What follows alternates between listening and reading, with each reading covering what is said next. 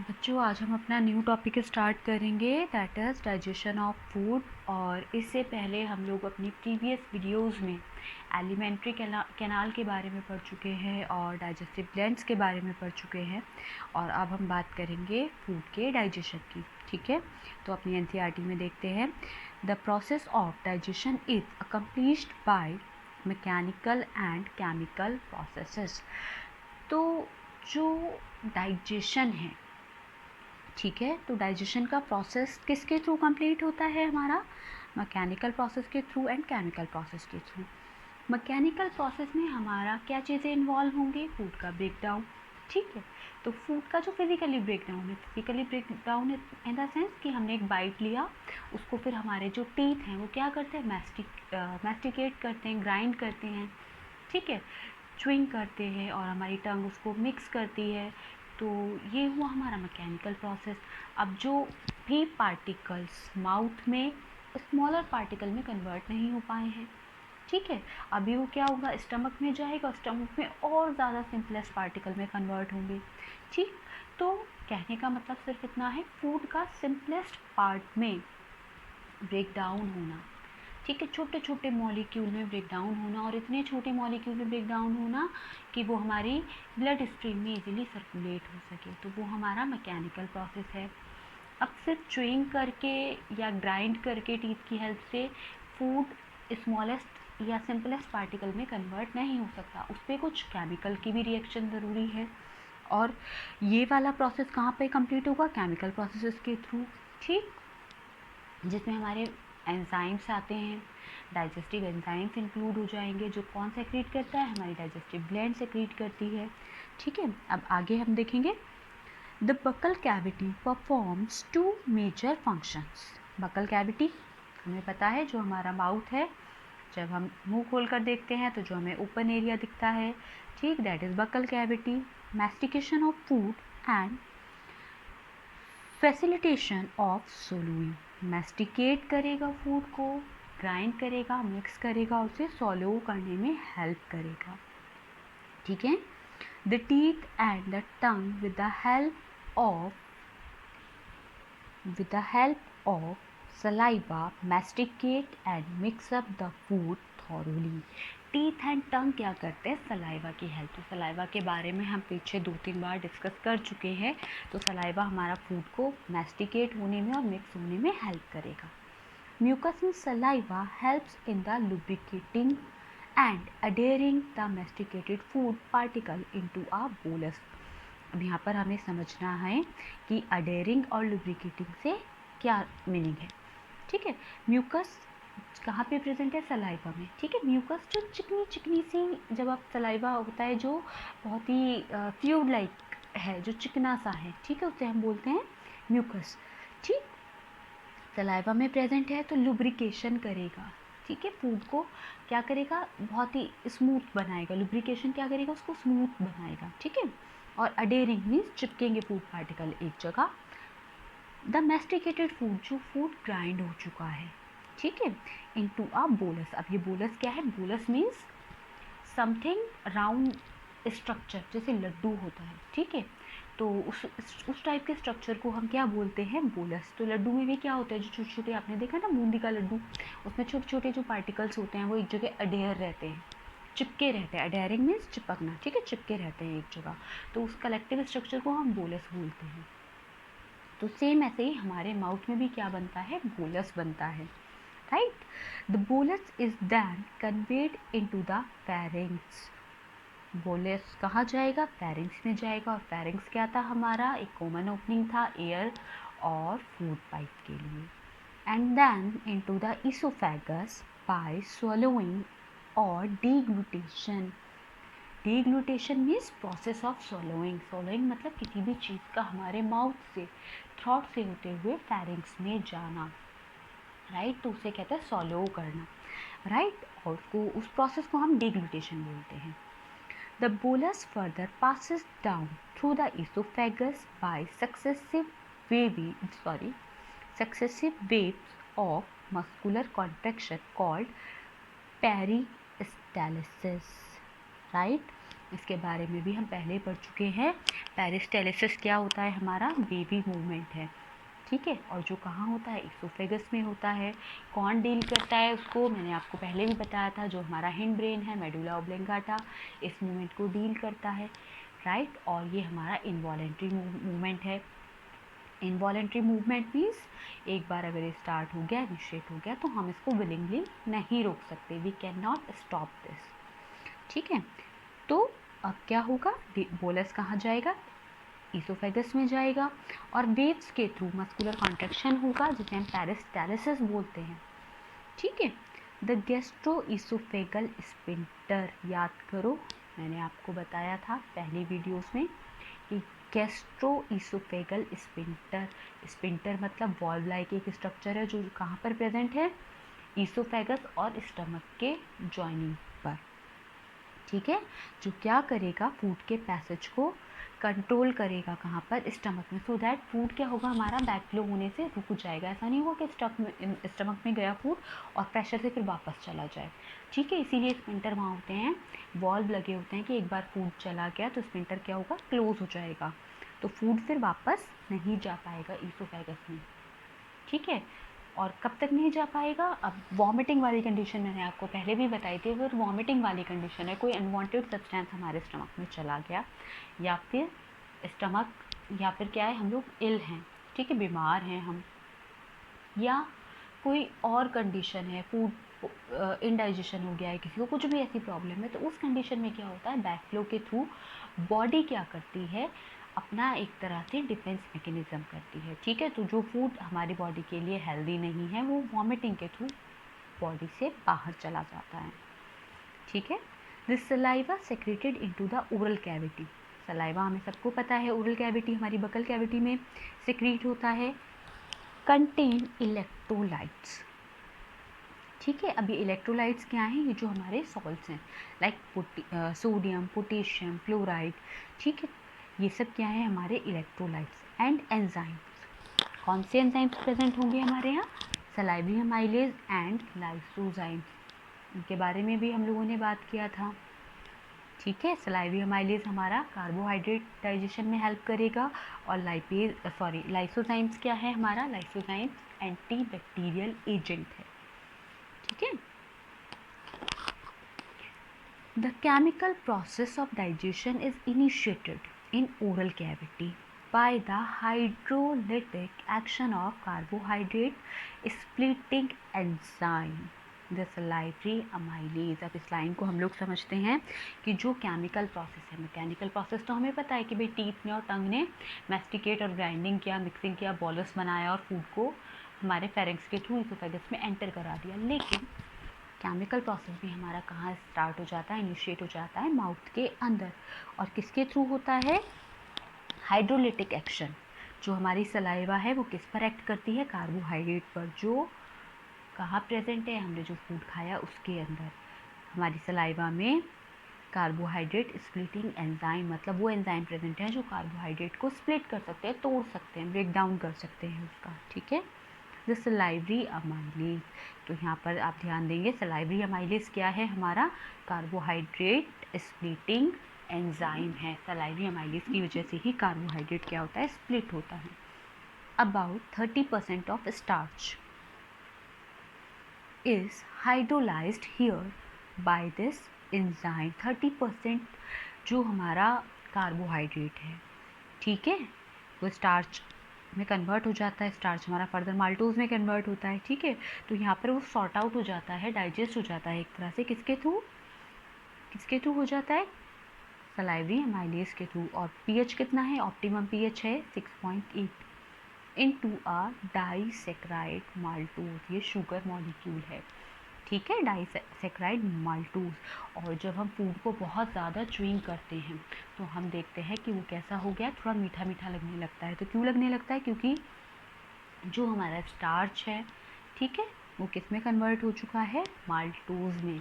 और मैंने आपको पिछली वीडियोस में बताया था कि जो लोगों को ज़्यादा स्पिट करने की आदत होती है, थूकने की आदत होती है, या जो लोग क्या खाते हैं, गुटखा खाते हैं, टोबैको का ज़्यादा इंटेक करते हैं, उन लोगों के अंदर क्या होगा, सलाइवा कम होने लगता है, ठीक है।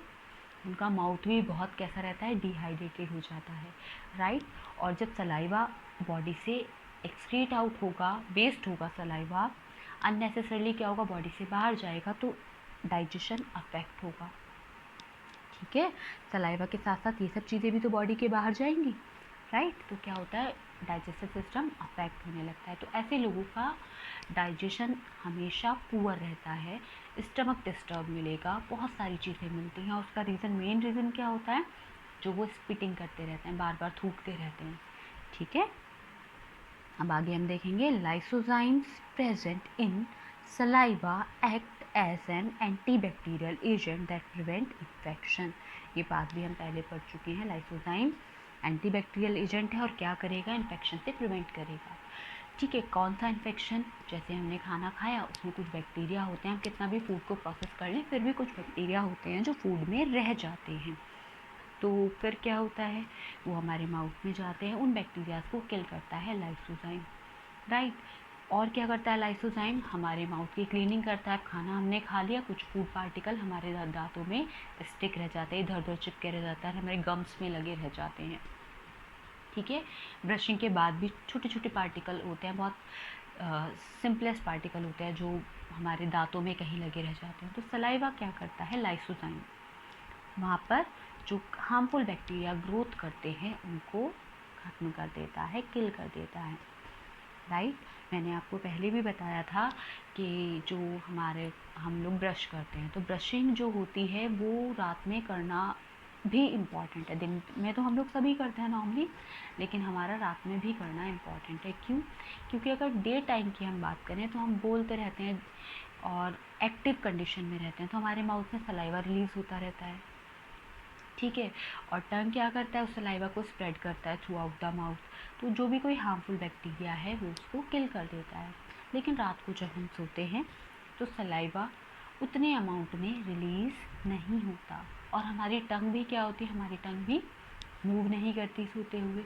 तो क्या होगा, जो फूड पार्टिकल्स स्टिक है वो धीरे धीरे उसमें क्या होगा, हार्मफुल बैक्टीरिया, मैंने आपको नाम भी बताया था, स्ट्रेप्टोकोकस म्यूटेंट एक हार्मफुल बैक्टीरिया है जो हमारे दांतों में ग्रो कर जाता है।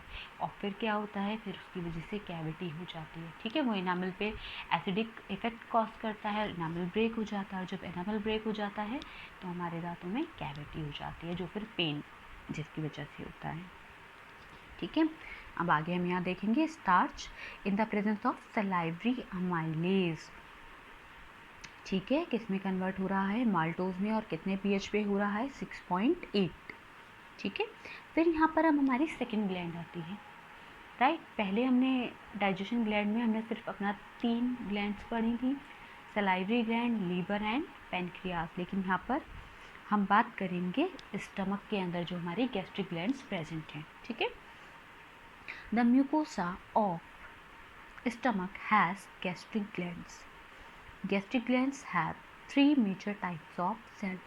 म्यूकोसा इंटरनल लेयर, ठीक है। इंटरनल लेयर है म्यूकोसा, किसकी इंटरनल लेयर है, हमारे स्टमक की, जहाँ पर गैस्ट्रिक ग्लैंड्स प्रेजेंट है। मैं एक बार आपको म्यूकोसा दिखा देती हूँ, अगर आप भूल गए हैं तो आप यहाँ देखेंगे, देखिए ये इंटरनल लेयर है म्यूकोसा, और यहाँ पर अंदर म्यूकोसा के अंदर क्या प्रेजेंट है, गैस्ट्रिक ग्लैंड्स प्रेजेंट है, ठीक है। और वो क्या करेंगे, ग्लैंड्स हैं तो ऑब्वियसली हमें पता है सेक्रेशन करेंगी, किसका सेक्रेशन करेंगी, डाइजेस्टिव एंजाइम का सेक्रेशन करेंगी, ठीक है। तो अब हम आगे देखते हैं, यहाँ पर गैस्ट्रिक ग्लैंड्स प्रेजेंट है जो 3 टाइप की मेजर सेल्स होती हैं जिनमें, ठीक है। होती तो बहुत सारी हैं, लेकिन जो हम मेजर डिस्कशन करेंगे वो 3 सेल्स का है जो हमारे सिलेबस में भी गिवन है। Mucus neck cells which secrete mucus, mucus cells neck cells है जो क्या सेक्रेट कर रहा है, म्यूकस। म्यूकस का काम हमें पता है, हम बार बार पढ़ चुके हैं, हार्मफुल इम्पैक्ट से प्रिवेंट करती है, किसके हार्मफुल इम्पैक्ट से प्रिवेंट करती है, HCl, ठीक है। देन हम बात करते हैं पेप्टिक और चीफ सेल, ये दोनों एक ही सेल हैं, 2 नाम है, सेल एक ही है, पेप्टिक और chief cells which secrete proenzyme pepsinogen. अब यहाँ पर हमें समझना है प्रोएंजाइम क्या है। प्रो टर्म अभी आगे भी बार बार प्रो टर्म आएगी, प्रो एंजाइम मतलब इनएक्टिव फॉर्म। तो पेप्टिक या चीफ सेल्स क्या रिलीज करेंगी, पेप्सिनोजन, जो हमारा पेप्सिन एंजाइम है, ठीक है, उसको इनएक्टिव फॉर्म में रिलीज करती है, राइट। और तीसरा हमारा क्या हो गया, पैरिटल और ऑक्सीनेटिक सेल्स, ये क्या रिलीज़ करती हैं, HCl रिलीज़ करती हैं, ठीक है। और क्या करेंगी, इंट्रिंसिक फैक्टर, ठीक है। इंट्रिंसिक फैक्टर मतलब इंटरनल, अंदर से, इंट्रिंसिक फैक्टर जो इंटरनली फैक्टर है, ठीक है। और किस चीज़ के लिए है वो responsible, factor essential for absorption of vitamin B12, ठीक है। किस चीज़ के लिए इम्पॉर्टेंट है, जो B12 हमारी बॉडी में बन रहा है या फिर हम किसी रिसोर्स के थ्रू उसका इंटेक कर रहे हैं, तो ये सेल्स, कौन सी सेल्स, पैरिटल जो ऑक्सीनेटिक सेल्स हैं हमारी, उसको एब्जॉर्प्शन में हेल्प करेंगी। क्योंकि हम कुछ भी खाते हैं, कुछ भी पीते हैं, अगर हमारी बॉडी में वो एब्जॉर्ब नहीं हो रहा है तो वो बेकार है। अगर एब्जॉर्ब नहीं होगा तो एसिमिलेट नहीं होगा, और एसिमिलेट नहीं होगा तो वो एज इट इज फॉर्म में एक्सक्रीट आउट हो जाएगा, उससे हमारी बॉडी को कोई भी बेनिफिट नहीं मिलेगा, ठीक है। अब आगे हम देखते हैं, the stomach stored food for 4 to 5 hours, 4 से 5 घंटे स्टमक के अंदर फूड रहेगा, ठीक है। The food mixes thoroughly with the acidic gastric juice of the stomach by churning movements of its wall and is called chyme। अब देखेंगे यहाँ, अब 4 से 5 घंटे स्टमक में फूड है हमारे, ठीक है। अब यहाँ पर क्या होगा, एसिडिक गैस्ट्रिक जूस रिलीज होगा, जो हमारा HCl है। एसिडिक गैस्ट्रिक जूस क्या है, HCl। उससे क्या होगा, चर्निंग मूवमेंट होंगे, ठीक है। फूड हमारा क्या होगा, बारीक बारीक टूटेगा, छोटे छोटे से प्लस फॉर्म में टूटेगा, ठीक है। किसकी वजह से, HCl की वजह से। देखो अगर HCl रिलीज नहीं होगा तो जो हम खाना खाते हैं, जितना मुंह में ग्राइंड हो गया वो उतना एज इट इज पड़ा रहेगा। HCl का रिलीज होना बेहद ज़रूरी है, ठीक। Of its muscular wall and called chyme. अब हम इसको नाम देंगे काइन। काइन किसको बोलेंगे हम, वो वाला फूड जो हमारे स्टमक में है लेकिन मिक्स हो चुका है किसके साथ, एसिडिक गैस्ट्रिक जूस के साथ, ठीक है। तो उस फूड को हमने नाम दिया है काइन, ठीक। The pro enzyme pepsinogen, pro enzyme जो इनएक्टिव पैप्सिन है, on exposure to hydrochloric acid gets convert into active enzyme pepsin, the proteolytic enzyme of the stomach. अब इस लाइन को समझते हैं, क्या मतलब है इसका। इसका मतलब सिर्फ इतना है कि अब 4 से 5 घंटे जब फूड हमारे स्टमक में पड़ा है, वहाँ गैस्ट्रिक जूस रिलीज़ हुआ, फूड के साथ मिक्स हुआ, उसको हमने बोला काई। अब HCl ने फूड को सिंपलेस्ट पार्टिकल में तो ब्रेक कर ही दिया, उसके साथ और क्या काम किया है HCl ने, HCl ने जो हमारा प्रो एंजाइम पैप्सिनोजन है, ठीक है, इसको एक्टिव किया है। देखो यहाँ लिखा है ना, the pro enzyme pepsinogen on exposure to hydrochloric acid. Hydrochloric acid का एक्सपोजर जैसे ही प्रो एंजाइम पे होगा, कन्वर्ट हो जाएगा एक्टिव एंजाइम पैप्सिन में। तो ये बात हमें याद रखनी है, जो HCl है वो क्या करता है, HCl प्रो एंजाइम पैप्सिनोजन को एक्टिव करेगा, किसमें, पैप्सिन में। ये इनएक्टिव फॉर्म है और ये एक्टिव फॉर्म है। अब पेप्सिन एक्टिव हो गया, प्रोटियोलिटिक एंजाइम मतलब प्रोटियोलिटिक एंजाइम ऑफ स्टमक, इसका मतलब क्या हुआ, सिंपल सी बात है, इसका मतलब हुआ प्रोटीन का ब्रेक डाउन करने वाला। जो प्रोटीन हमने खाया है अगर वो ब्रेक डाउन नहीं होगा, सिंपलेस्ट पार्टिकल में नहीं टूटेगा, तो वो हमारी बॉडी में एब्जॉर्ब नहीं होगा। ये बात हमें बार बार याद रखनी है कि जो फूड हम जिस फॉर्म में इंटेक कर रहे हैं, अगर वो सिंपलेस्ट फॉर्म में कन्वर्ट नहीं होगा तो हमारी बॉडी को उसका कुछ भी बेनिफिट नहीं मिलेगा। इसीलिए हमारे डाइजेस्टिव सिस्टम का स्ट्रॉन्ग होना बहुत ज़रूरी है, ठीक है, हमारी अच्छी हेल्थ के लिए, हमारे अच्छे बॉडी फंक्शन के लिए, चाहे वो सर्कुलेटरी सिस्टम हो, रेस्पिरेटरी सिस्टम हो, नर्वस सिस्टम हो, कोई भी सिस्टम है, हमारी बॉडी का कोई भी लाइफ प्रोसेस है, उसको हमें अच्छे से चलाने के लिए एक स्ट्रॉन्ग डाइजेस्टिव सिस्टम की ज़रूरत होती है, ठीक है। अब आगे देखते हैं क्या लिखा है, पेप्सिन कन्वर्ट प्रोटीन।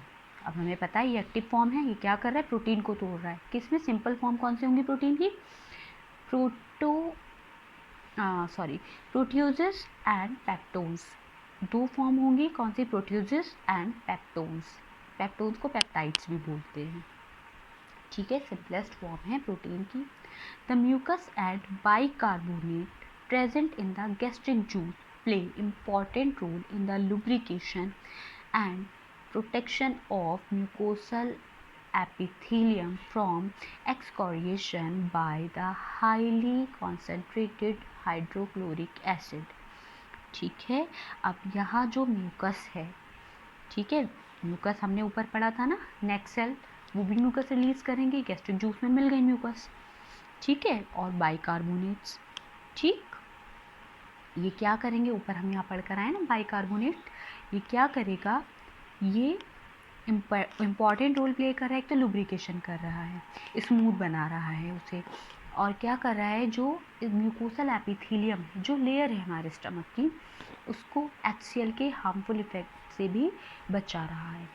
HCl का एसिडिक जो pH है कितना है, 1.8, ठीक है, इतने ही pH पर पैप्सिन वर्क करेगा, लिखा है ना, देखो यहाँ पे, HCl provides the acidic pH 1.8 optimal for पैप्सिन्स।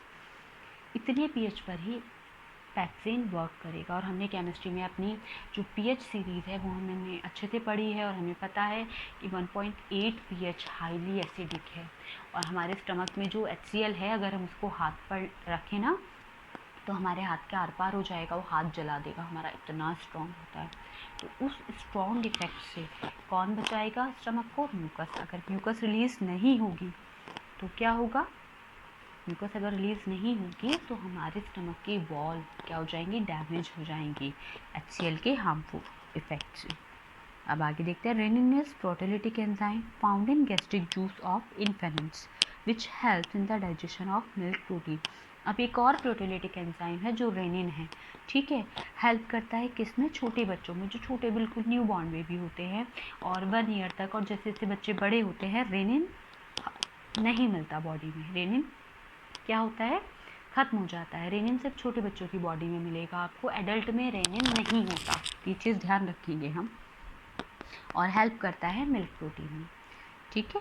Small amount of lipases are also secreted by gastric glands, और बहुत कम अमाउंट में लाइपेजेस, ठीक है, लाइपेजेस क्या है, ये भी इनएक्टिव फॉर्म है लाइपेज की, ठीक, गैस्ट्रिक ग्लैंड्स सेक्रीट करती हैं, ठीक है।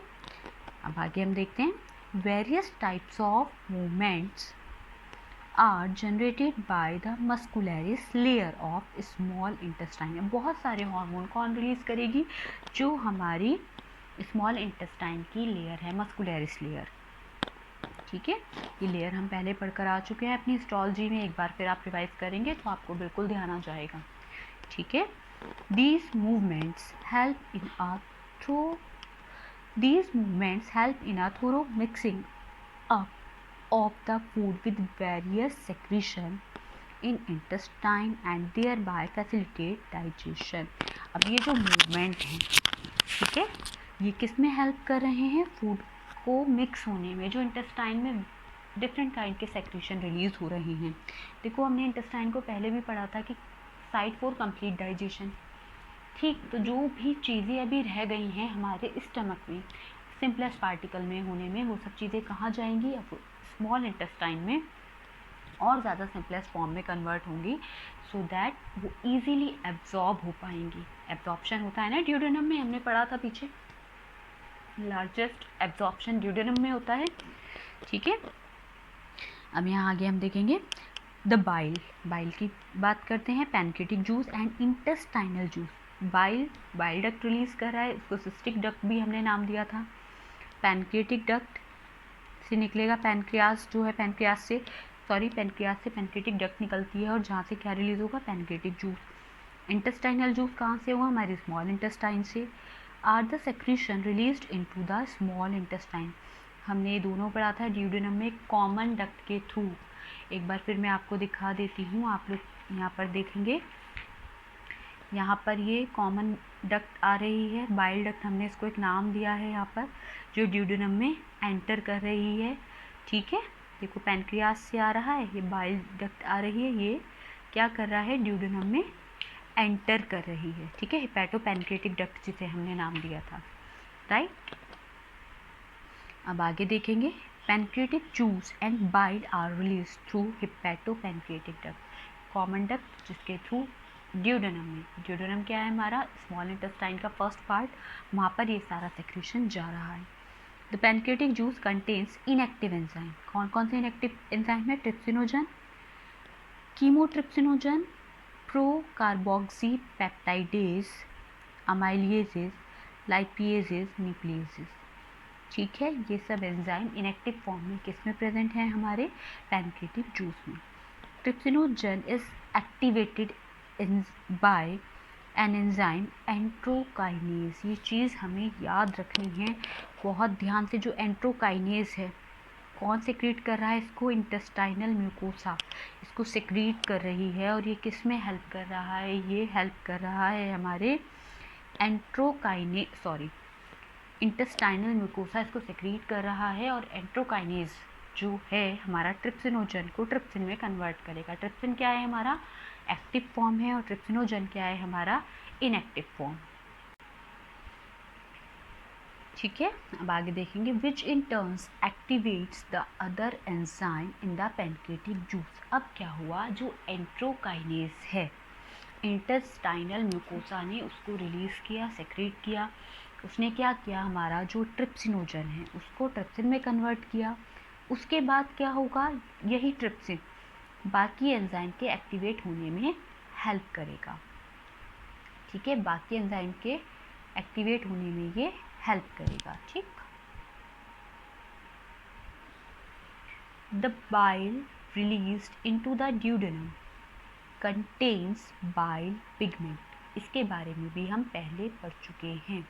जो बाइल है, ठीक है, जो कहाँ से रिलीज हो रहा है, हमारे बाइल डक्ट के थ्रू रिलीज हो रहा है, ठीक है। गॉल ब्लैडर रिलीज कर रहा है ना, गॉल ब्लैडर में स्टोर हो रहा है, लीवर बना रहा है बाइल, और स्टोर कौन कर रहा है, गॉल ब्लैडर, ठीक है, बाइल डक्ट के थ्रू, ठीक। उसमें क्या प्रेजेंट है, हमारे पिगमेंट, ये भी हमने पढ़े थे अभी पहले, bilirubin and biliverdin, bile salts, cholesterol and phospholipids, but no enzyme, इस बात को हम ध्यान रखेंगे, यहाँ कोई भी एंजाइम प्रेजेंट नहीं होता।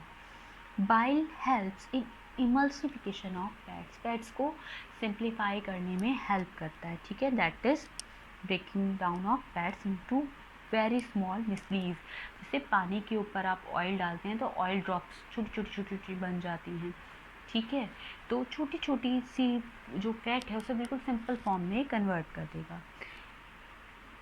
और बाइल क्या करेगा, एक्टिवेट करेगा लाइपेजेस, लाइपेजेस क्या है, लाइपेज की इनएक्टिव फॉर्म है, ठीक है, लाइपेजेस को कन्वर्ट करेगा किस में, लाइपेज में। तो हमें याद रखना है कि बाइल के दो काम हैं, एक तो इमल्सिफिकेशन कर रहा है फैट का, और क्या कर रहा है ये और क्या कर रहा है, लाइपेजेस को लाइपेज में कन्वर्ट कर रहा है। द इंटेस्टाइनल म्यूकोसल एपिथेलियम, ये कहाँ पर प्रेजेंट है, हमारे इंटेस्टाइन में, ठीक है। कहाँ क्या प्रेजेंट है, वहाँ पे गॉबलेट सेल है जो क्या सेक्रेट कर रही है, म्यूकस सेक्रेट कर रही है, और हम पहले भी बात कर चुके थे कि जहाँ कहीं भी गॉबलेट सेल प्रेजेंट होगी उनका मेन फंक्शन होगा सेक्रेशन करने का, वो कुछ ना कुछ सेक्रेट करेंगे, और स्पेशली ज़्यादातर केसेस में आप देखोगे म्यूकस सेक्रेट करने में रोल प्ले करती हैं। तो ये बात हमें हमेशा याद रखनी है, गॉबलेट सेल का रोल ज़्यादातर, ठीक है, क्या होता है, सेक्रेशन का होता है। The secretion of brush border cells of the mucosa along with the secretion of goblet cells constitute the intestinal juice succus entericus। अब ध्यान दो यहाँ पर, brush the intestinal mucosa epithelium, ये वाली लाइन तो हम पढ़ चुके हैं, अब आगे हम आगे देखेंगे, the secretion of brush border cells of the mucosa, ठीक है, ब्रश बॉर्डर सेल्स जो हैं किसकी, म्यूकोसा की। म्यूकोसा क्या है, द मोस्ट इंटरनल लेयर, सबसे अंदर वाली लेयर जो है, वहाँ पे ब्रश बॉर्डर मेम्ब्रेन है, ठीक है, उसके साथ किसका सेक्रेशन है, गॉबलेट सेल का। ये दोनों सेक्रेशन मिलकर क्या बना रहे हैं, इंटेस्टाइनल जूस, जिसको हमने नाम दिया है सक्कस एंट्रिकस, ठीक है, तो ये हमारी डेफिनेशन भी हो जाएगी यहाँ सकस एंट्रिकस की। This juice contains a variety of enzymes like disaccharidases. ठीक है, ये एंजाइम है और एग्जाम्पल यहाँ पे दिया हुआ है माल्टेज, डाइपेप्टाइडेजेस, लाइपेजेस, न्यूक्लियोसाइडेजेस। ये सारे एंजाइम हैं जो कहाँ प्रेजेंट हैं, सकस एंट्रिकस में प्रेजेंट हैं। सकस एंट्रिकस क्या है, हमारा इंटेस्टाइनल जूस है। ठीक है, और ये सब एंजाइम अब हेल्प करेंगे फूड के फर्दर डाइजेशन में। ठीक, the mucus along with bicarbonates from the pancreas protects the intestinal mucosa. Mucus और बाइकार्बोनेट दोनों मिलकर, बाइकार्बोनेट कहाँ से आ रहा है, पैनक्रियास से। ठीक है, जो पैनक्रियाटिक जूस आया था उसमें बाइकार्बोनेट प्रेजेंट था। इंटेस्टाइनल म्यूकोसा की ये प्रोटेक्शन करेंगे, कहाँ, किस चीज़ से प्रोटेक्शन करेंगे, एसिडिक और एल्कलाइन, एसिडिक और बेसिक दोनों तरह के मीडियम से। ठीक है, एसिडिक मीडियम तो हमें पता ही, और एल्कलाइन मीडियम क्या है, 7.8, इतना हमारा बेसिक मीडियम है। इन दोनों से कौन हेल्प कर रहा है, प्रिवेंट कर रहा है, म्यूकस प्लस बाइकार्बोनेट। ठीक है, क्योंकि एंजाइमेटिक एक्टिविटी, ऊपर इतने सारे हमने एंजाइम पढ़े हैं, ये सब एंजाइम, कोई एंजाइम एसिडिक मीडियम में वर्क कर रहा है, कोई बेसिक में वर्क कर रहा है, कोई हाईली एसिडिक मीडियम क्रिएट कर रहा है, कोई बेसिक मीडियम क्रिएट कर रहा है। तो इस तरह से क्या होता है, हमारे बॉडी की जो इंटरनल लेयर है म्यूकोसा, ठीक है, और जो इंटेस्टाइन की बात करें या स्टमक की बात करें तो ये डैमेज होने का खतरा रहता है इन्हें, तो ये यहाँ पर इसको डैमेज होने से, एंजाइमेटिक एक्टिविटी से प्रिवेंट कर रहा है। ठीक है, सब म्यूकोसल ग्लैंड, इसको यहाँ पर बर्नर्स ग्लैंड साइंटिस्ट के नाम पर है। सब mucosal glands, burner glands also help in this, और बर्नर ग्लैंड भी क्या करती है, हेल्प करती हैं एंजाइमेटिक एक्टिविटी से। अब आगे हम देखेंगे प्रोटीन्स, प्रोटियोसेस एंड पेप्टोन्स। ठीक है, पार्शियली हाइड्रोलाइज्ड प्रोटीन, हाइड्रोलाइज्ड हो जाते हैं, थोड़ी सिंपलेस्ट फॉर्म में हो जाते हैं। ये प्रोटीन की दोनों क्या सिंपलेस्ट फॉर्म है। In the chyme reaching the intestine, chyme कहाँ था, हमारा स्टमक में था, पेप्सिन वहाँ रिलीज हो चुका था, तो पेप्सिन ने प्रोटीन को प्रोटियोसेस और पेप्टोन्स में कन्वर्ट कर दिया। तो काइन अब जो इंटेस्टाइन में गया है, ठीक है, are acted upon by proteolytic enzyme of pancreatic juice. अब इसके ऊपर कौन वर्क करेगा, पेप्सिन ने जितना काम करना था कर दिया। अब जो पैनक्रियाटिक जूस में प्रोटियोलिटिक एंजाइम है, मतलब प्रोटीन के ब्रेक डाउन करने वाले जो एंजाइम प्रेजेंट हैं वो उसमें वर्क करेंगे। प्रोटीन, पेप्टोन्स, प्रोटियोसेस, कौन कौन से एंजाइम वर्क कर रहा है, ट्रिप्सिन वर्क कर रहा है, कीमोट्रिप्सिन एंड कार्बोक्सीपेप्टाइडेज, ये सब इस पर वर्क कर रहे हैं और इसको कन्वर्ट कर रहे हैं डाईपेप्टाइड्स। डाईपेप्टाइड्स क्या है, हमारी कुछ नहीं है, डाईपेप्टाइड्स हमारी प्रोटीन की और ज़्यादा सिंपल फॉर्म है।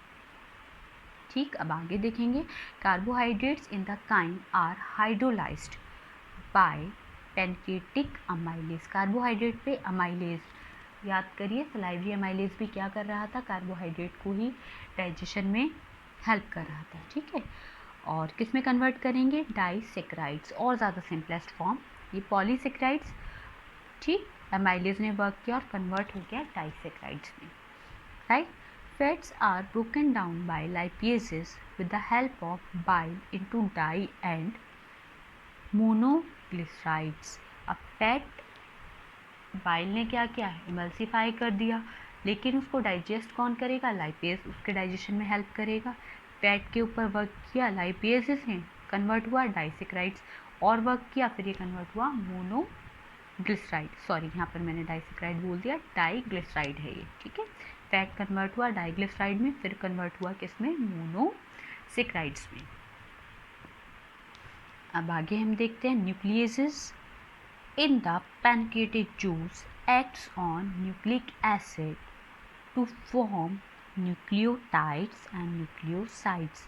ये हमने अपने डीएनए के स्ट्रक्चर में पढ़ा था। ठीक है, जो हम थोड़ा बहुत डीएनए स्ट्रक्चर क्लास 10th में पढ़कर आए हैं, वहाँ हमें पता था कि ये चीज़ें किस में प्रेजेंट होती हैं, जो सेल होता है, सेल के न्यूक्लियस में प्रेजेंट हैं। अब हम ये सोचते हैं कहाँ से आई बॉडी में, हम जो भी कुछ खाते हैं वो किससे बना है, सेल से ही तो बना है, सेल का ही तो कॉम्पोजिशन है। अब सेल के अंदर जो ये न्यूक्लिक एसिड प्रेजेंट है, इसको कौन डाइजेस्ट करेगा, इसको कौन डाइजेस्ट करेगा, इसको न्यूक्लियेसेस डाइजेस्ट करेगा, कन्वर्ट करेगा न्यूक्लियोटाइड्स में और देन कन्वर्ट करेगा इसको न्यूक्लियोसाइड्स में। ठीक है। The enzyme in the succus entericus act on the end product of the above reaction to form respective simple absorbable form, absorbable form बनाएगा इसको।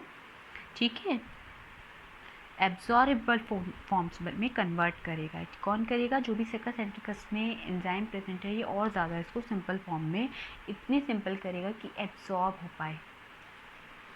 ठीक है। These final steps in digestion occur very close to mucosal epithelial cells of the intestine। ठीक है, और ये कहाँ पर किस लेयर के सबसे ज़्यादा नियर बाय होते हैं, ये म्यूकोसल एपिथेलियल सेल के, और ये सेल कहाँ है, हमारी इंटेस्टाइन में। अब यहाँ एक बार हम समरी देखेंगे। डाइपेप्टाइडेसेस से अमीनो एसिड में कन्वर्ट होगा। Simplest form of protein, amino acid वो फॉर्म है जिसमें ये अब एब्जॉर्ब होगा, हमारी मतलब बॉडी में एसिमुलेट होने के लिए तैयार है। माल्टेज की हेल्प में ग्लूकोज के 2 मॉलिक्यूल ग्लूकोज प्लस ग्लूकोज में कन्वर्ट होगा। लैक्टोज कन्वर्ट होगा लैक्टेज की हेल्प में ग्लूकोज प्लस ग्लैक्टोज। ठीक है। न्यूक्लियोटाइड्स कन्वर्ट होगा न्यूक्लियोसाइड्स, देन कन्वर्ट होगा शुगर प्लस बेसिस। ठीक है।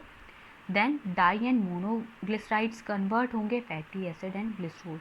अब हम इन सबको अगर ध्यान दें तो ये हमारी वो फॉर्म है जिसमें हमारा अब जो फूड है वो एब्जॉर्प्शन के लिए रेडी है, मतलब हमारी ब्लड स्ट्रीम में ये अब एसिमुलेट होने के लिए रेडी है। ठीक है। अब यहाँ देखेंगे हम लोग the breakdown of biomacromolecules mentioned above, that means यहाँ पर occurs in the duodenum region of small intestine. ये सब कहाँ पर हुआ है, ड्यूडेनम में हुआ है। ठीक है। बायोमैक्रोमोलिक्यूल, बायो मतलब लिविंग, ठीक है, मैक्रो मतलब बड़े बड़े मॉलिक्यूल्स। अब ये कन्वर्ट हो गए हैं किसमें, सिंपल फॉर्म में। बायोमैक्रो मॉलिक्यूल्स वो सारे मॉलिक्यूल्स जो हमने अपने फूड के थ्रू लिए हैं। फूड का रिसोर्स क्या होता है, लिविंग रिसोर्सेस ही तो लेते हैं हम, चाहे वेज खाएं या नॉन वेज खाएं, होता क्या लिविंग रिसोर्स होता है। ठीक है, इसलिए हमने इसको नाम दिया है बायो। ठीक। These simple substances thus formed are absorbed in the jejunum and ileum region of the small intestine। अब ये क्या होगा, एब्जॉर्ब होंगे जेजुनम में एंड इलियम में। The undigested and unabsorbed substances are passed on to the large intestine। और जो substance absorb नहीं हुए हैं या सिंपलेस्ट फॉर्म में ब्रेकडाउन नहीं हो पाए हैं, रह गए हैं, वो कहाँ चले जाएंगे, हमारे लार्ज इंटेस्टाइन में चले जाएंगे। ठीक।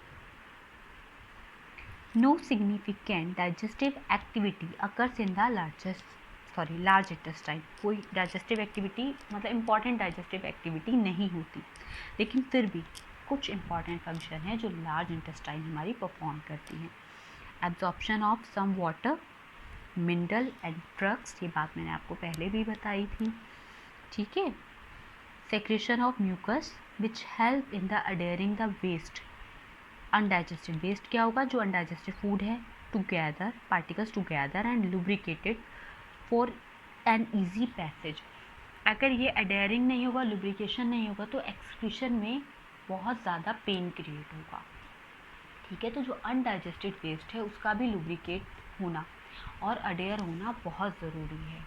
अगर वो लुब्रिकेट नहीं होगा तो जो फीकल मैटर हमारी बॉडी से एक्सक्रीट आउट हो रहा है वो बहुत ज़्यादा पेनफुल हो जाएगा।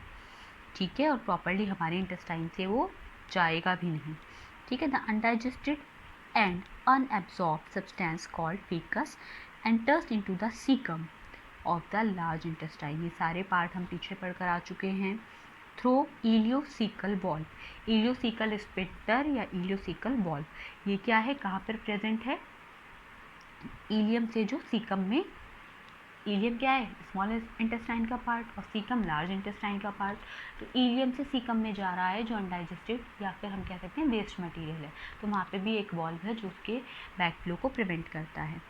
ठीक है, यहाँ पे आगे दिया भी है the backflow which prevents the backflow of faecal matter.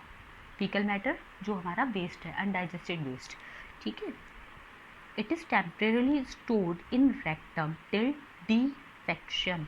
ठीक है, ये टेम्परेरी कहाँ होगा, रेक्टम में स्टोर होगा, जो लास्ट पार्ट है इंटेस्टाइन का, लार्ज इंटेस्टाइन का। उसके बाद फिर एनस के थ्रू बॉडी से निकल जाएगा। ठीक है, the activity of gastrointestinal tract GI tract under the neural and hormonal control for proper coordination of the different part।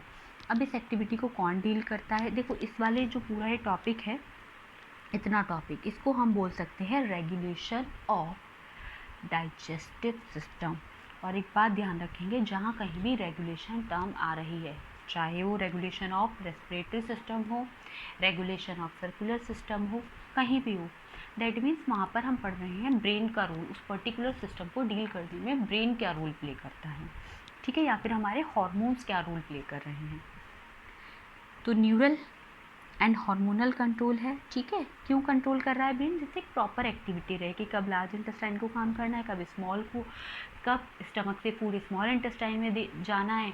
4 से 5 घंटे फूड को स्टमक में रहना ही, ऐसा ना हो कि फूड इधर स्टमक में गया, उधर स्मॉल इंटेस्टाइन में चला गया विदाउट एसिडिक एक्शन। तो इन सब चीज़ों को मेंटेन करने के लिए, कोऑर्डिनेट करने के लिए ब्रेन को अपना काम करना होता है।